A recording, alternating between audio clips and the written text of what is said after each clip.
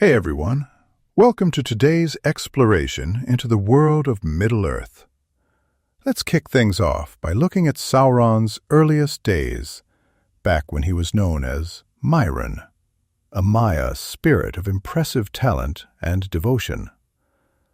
If you've dived into the Silmarillion, you might remember how these powerful beings served the Valar, each adopting different skills and purposes. Myron's knack for creating and organizing made him stand out, especially under the guidance of the Vala Allah the Smith. In those ancient times, Myron's heart wasn't bent on evil. He genuinely loved structure and perfection, wanting to shape the world in a neat, balanced way. Tolkien mentions in his letters how these Maiar often had deep admiration for their Vala masters, and Myron was no different. He drank in every lesson Allah had to offer, from forging metals to understanding the intricacies of Middle-earth's raw materials. But Myron's passion for order slowly turned into something much darker. He began seeing flaws everywhere he looked, and wanted absolute control to fix them. This shift didn't happen overnight. It crept in quietly as he became more obsessed with bending the world to his will. Though still under A's wing, there were whispers among the Maiar that Myron's drive for perfection was getting out of hand. By the time he crossed paths with Morgoth, Myron's desire for dominance was already forming. He still had that hunger for creation, but now there was a twist of arrogance growing within him. In the Silmarillion, we see that Sauron, originally Myron, wasn't just any Maia. He had the talent and ambition to become a major force. Little did he know that this path would lead him to become one of the darkest figures in Middle-earth's long history. Let me know if you have any thoughts so far in the comments. Were you aware of Myron's original place under Ui, or did you always picture him as the Dark Lord we see later on? I'd love to read your insights. The Corruption by Morgoth. If you're ready, let's keep going and talk about the influence of Morgoth on Myron's future. When Morgoth, once known as Melkor, first set his sights on Myron, it wasn't a random meeting. Morgoth looked for individuals who already had a spark of ambition, those who could be swayed to see him as the ultimate source of authority.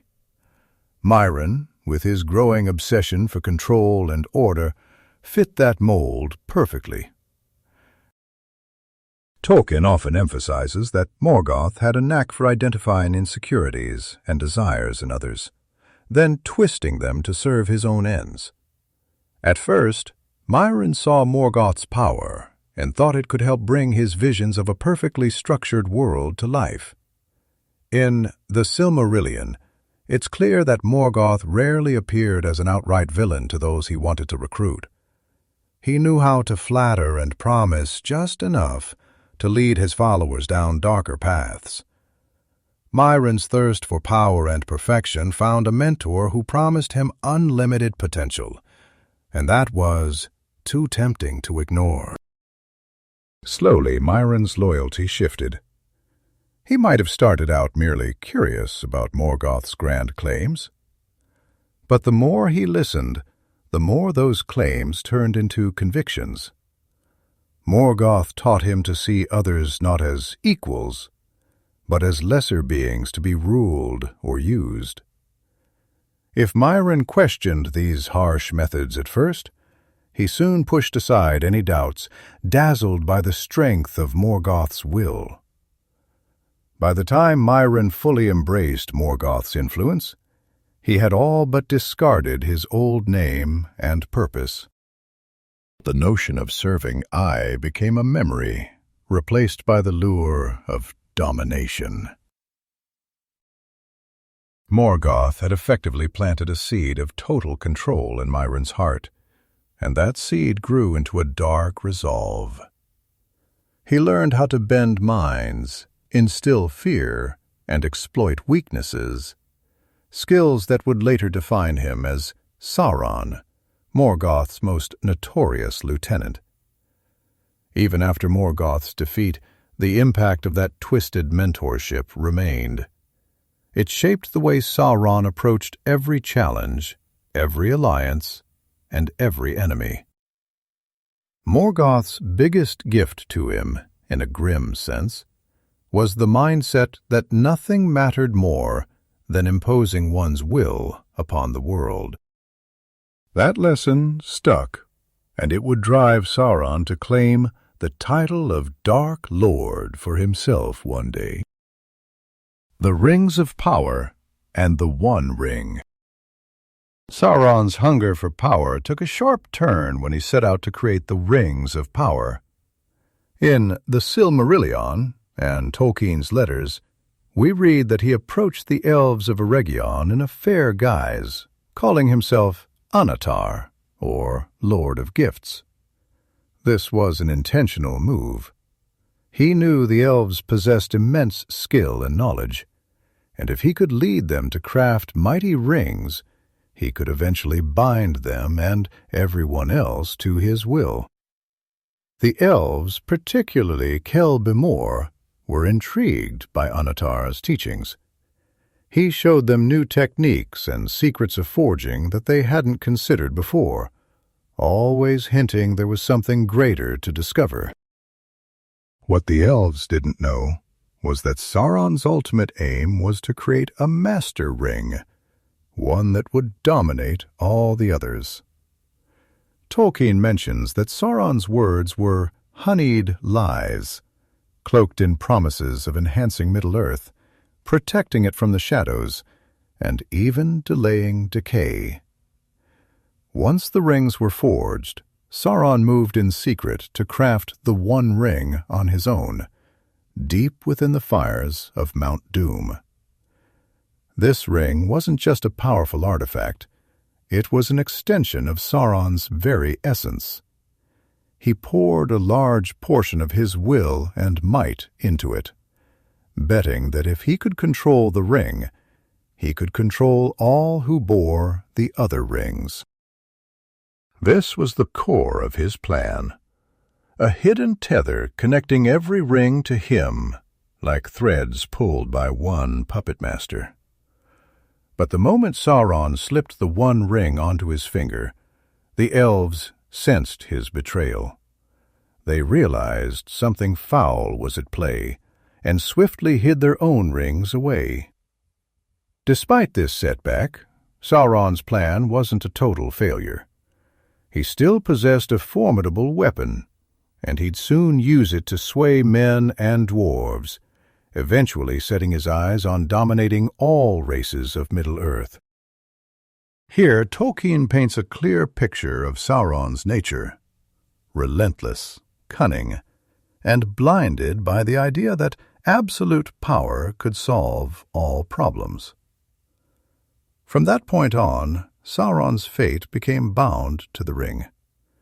The immense power it offered him was seductive, but it also meant his spirit and strength were partially tied to its continued existence. If the ring was ever destroyed, he would be undone. Yet, in his arrogance, Sauron refused to believe anyone could willfully destroy such power. That gamble, as the stories later show, would mark the beginning of his end. The Fall of Numenor. One of the biggest turning points in Sauron's long history was his involvement with the mighty kingdom of Numenor. For a while, he had been growing stronger in Middle-earth, but he knew he couldn't challenge the Númenóreans directly. They were too powerful at sea and had impressive armies. Instead, he let himself be taken as a captive, which was really part of his clever scheme to undermine the Númenórean court from the inside. Once in Numenor, Sauron quickly rose from prisoner to advisor, whispering twisted ideas into King Ar-Pharon's ear. The king was proud and feared his own mortality, dreading the fact that even he, with all his grandeur, would one day die. Sauron pounced on that fear, feeding Ar-Pharon's ego and hinting at secret knowledge that could grant everlasting life. Through flattery and half-truths, he convinced the king that the Valar were keeping immortality all to themselves. It didn't take long for Sauron to manipulate much of Numenor's noble class. He portrayed the Valar as jealous overlords and claimed that by defying them, mortals could claim their rightful place. He introduced the worship of Morgoth, leading many to abandon their old traditions. Even those who weren't fully convinced found themselves intimidated or swayed by the king's new policies, all guided by Sauron's dark counsel. The downfall came when Ar-Pharon, spurred on by Sauron's propaganda, decided to sail west and challenge the ban of the Valar. In a catastrophic moment, Numenor was swallowed by the sea, punished for its arrogance and disrespect. Sauron's physical form was also destroyed in that cataclysm, but his spirit survived. From then on, his hatred for the free peoples and his obsession with conquering them burned hotter than ever. Master of deception and fear. Beyond Numenor's downfall, Sauron's biggest weapon remained his mastery of deception. Even when he returned to Middle-earth in a weakened form, he knew how to prey on the hopes and fears of those around him. Whether it was promising protection to frightened villages or offering wealth and power to ambitious rulers, he always tailored his lies to fit the desires of his audience. This knack for manipulation proved to be just as crucial to his conquests as any army or fortress he commanded. He didn't rely solely on brute force unless absolutely necessary. Sauron preferred subtlety, sending out spies or cunning emissaries to win over hearts and minds before turning to open warfare. If a leader was proud, Sauron would flatter them. If they were anxious, he'd promise safety. If they were greedy, he'd whisper stories of hidden gold. Each person had a weak spot, and Sauron was disturbingly good at identifying and exploiting it. Even among his own ranks, Sauron kept his followers in line by skillfully balancing fear and hope. Orcs and trolls cowered at the mere thought of his wrath, but it was often his servants among men who were the most dangerous, as they believed they stood to gain real power. Tolkien highlights in his letters that Sauron understood the hearts of men too well, always zeroing in on their need for recognition, wealth, or eternal life. When the free peoples of Middle-earth finally realized the extent of his influence, they saw that his lies had woven through countless lands, stirring mistrust and division. Old alliances became strained, and neutral factions began to doubt the cause of good. This was classic Sauron at work, planting seeds of paranoia so that his enemies would unravel from within. For him, fear was as potent a weapon as any sword or spell. The final downfall. Despite this overwhelming manipulative presence, pockets of resistance still held firm. Characters like Gandalf, Elrond, and Galadriel urged others to stay united and not give in to fear. They understood that Sauron's power came from more than physical might. It sprang from the darkness he ignited in people's hearts. And that's exactly why standing against him wasn't just a matter of armies and battles. It was also a test of hope, loyalty, and trust in one another. Sauron's downfall really took shape when the Free Peoples formed new alliances to challenge his growing influence. In the books, it's clear that everyone recognized the One Ring's power had to be undone if they wanted to stand any chance at lasting peace. Despite Sauron's massive armies and fearsome Nazgul, the heart of his strength lay in that single golden band. As long as it existed, he could keep reshaping his forces, rebuilding even after defeats. Though he suspected someone might try to use the ring against him, it never crossed his mind that anyone would willingly destroy it. His arrogance blinded him to the idea that a couple of hobbits, Frodo and Sam, would be the ones slipping into Mordor right under his nose. Tolkien shows us that while Sauron was busy mustering orcs and unleashing terror across Middle-earth, he didn't pay enough attention to the small, seemingly powerless folk who posed the greatest threat. When Frodo finally stood at the cracks of doom, the fate of the entire war hung in the balance.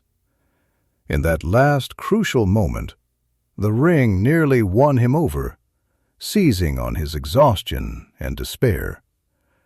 But Gollum's sudden intervention caused the ring to tumble into the fire. It wasn't a grand, heroic strike, but a tragic twist, and it sealed Sauron's doom once and for all. The moment the ring hit the lava, Sauron's spirit was violently ripped from any chance of regaining true form. In that instant, the dark tower crumbled, the Nazgul were swept away, and an era of fear came crashing down. Sauron's essence, bound to the ring for so long, dissolved into a shapeless shadow. Although evil wouldn't vanish entirely from Middle-earth, the immediate danger he posed was gone. Everywhere, from the ruins of Barad-dûr to the hearts of those who'd been under his influence, you could feel a sudden weight lift, proof that his iron grip had finally shattered. Reflections on Power and Corruption. Thought for a few seconds. Sauron's story isn't just about battles or magic rings. It's also a vivid warning about how quickly ambition conspires into corruption. Tolkien shows us a character who started off with noble intentions, fascinated by creation and order. Yet, in chasing perfection, Sauron lost sight of the very boundaries that gave his work meaning, eventually stepping over a line that dragged him into darkness. In the Silmarillion, we see how Myron, as he was first called, genuinely admired the harmony that Uwe and the other Valar strove to build. That admiration slowly twisted into a need to control everything around him. He began to believe that his own vision was the only right path, and that everyone else should be forced to follow it. What was once a love of order turned into a relentless drive for power. This transformation highlights one of Tolkien's recurring themes, the idea that even the most promising beings can fall if their desire for control goes unchecked. Sauron stopped caring about individual freedom, focusing only on bending the world to his design. That obsession damaged not just his spirit, but also the lives of countless others who found themselves under his rule. In the end, Sauron's downfall reveals a hard truth. Absolute power comes at the cost of one's own humanity, or in his case, his very essence. When a person, or a Maia, places ambition above empathy and cooperation, they risk being consumed by the very power they seek. Tolkien used Sauron's arc as a stark reminder that if the drive to dominate overshadows compassion and humility, It leads to destruction, both personal and far-reaching. The One Ring stands at the core of Sauron's power, but it also lays bare his deepest vulnerabilities. In The Lord of the Rings, Tolkien shows us that this small, unremarkable band of gold holds an enormous piece of Sauron's own will and spirit. Creating it was his way of binding all other rings of power and their bearers to himself. That desire to control others reveals just how far he was willing to go to achieve domination. Yet, the ring doesn't only corrupt those who wear it, it also cages its maker. Sauron poured so much of himself into the ring that if it were ever lost or destroyed, he would be left with nothing but the faintest echo of his former self. This gamble came from his arrogance. He couldn't imagine anyone willingly destroying a treasure with so much power. That blind spot, as we see, becomes the flaw that brings about his end. For those who come into contact with the ring, whether Frodo, Gollum, or even Gandalf, who fears to touch it, the struggle goes beyond physical possession. It digs into the bearer's soul, whispering promises of greatness, while slowly warping the mind and heart. In his letters, Tolkien points out that the ring magnifies the personality of its owner, making the good more noble if they resist it, or the weak more wicked if they give in. It's a direct reflection of one's inner resolve. Ultimately, the destruction of the ring marks more than just a military victory. It symbolizes the triumph of free will over subjugation and the importance of humility over pride. By casting it back into the very fires where it was forged, Middle-earth regains the chance to breathe without the looming threat of a single tyrannical master. The ring's fate is Sauron's fate, bound together until both crumble into ruin.